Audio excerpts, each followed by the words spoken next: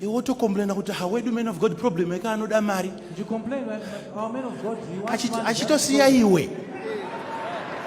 Yet he's not praying on You call that a problem? wototi dambudziko iro. Yekudyirwa rofu rechingwa kuti anoda rofu rechingwa. Kune kuri kudyiwa zvese rofu rechingwa nemuridzi waro. There are men of God who are Uta seiko. everything. Waita seiko iwe, waita seiko. What's wrong with you? What's wrong with you? Unorawa mese nerofu rako rechingwa. Sit down. Mungatsore nzvimbo dzenyu. Sit down. Sit down.